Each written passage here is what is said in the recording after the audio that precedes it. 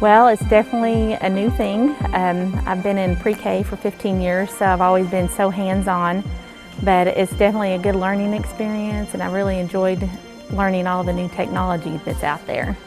Grandparents are the learning coaches or people that have never used the computer as much, so we're teaching families as well as students on, how to log on and things like that. So it's definitely a new learning experience and a challenge.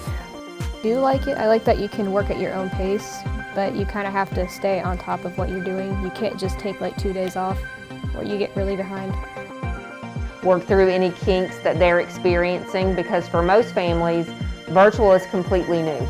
And so there's a little bit of a learning curve that every family has to go through, every student has to go through, to that comfort level, and so that's what we're working towards right now. At first I was a little leery of it. It's developed quite a bit in the last couple of years.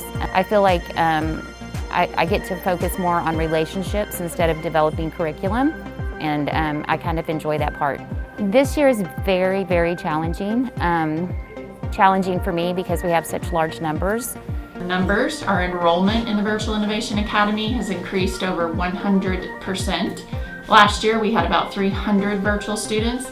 This year we have around 3,000 virtual students. This particular school year, obviously there's a lot of concerns with health and people's safety, so a lot of families have opted for virtual learning because they're not completely comfortable with their students coming to school. There's a lot of reasons that virtual is essential. Primarily this year, it's a focus on health and safety, but in general, it's to give kids opportunities and flexibility so they can do the things they're really passionate about.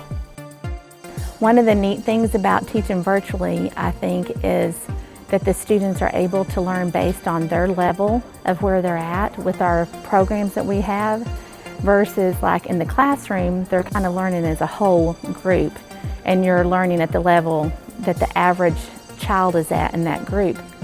I definitely think that virtual program will be around. That's the plan. It's going to be sticking around after COVID is done.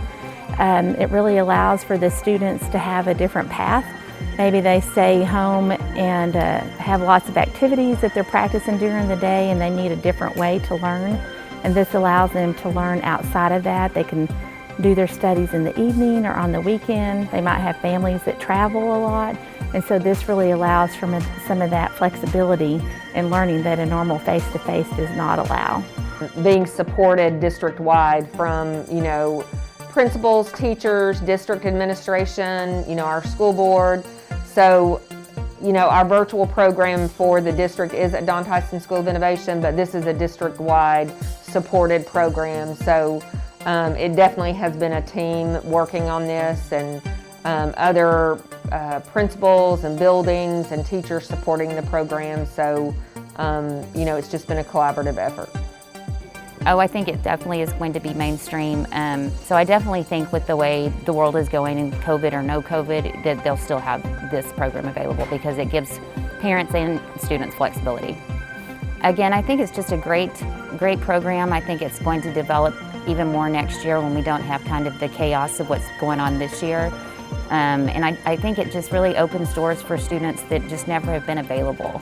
I think it's a fabulous program, and I think it has a lot of room to grow, and I enjoy it. It's been a challenge, and it's been a lot of fun.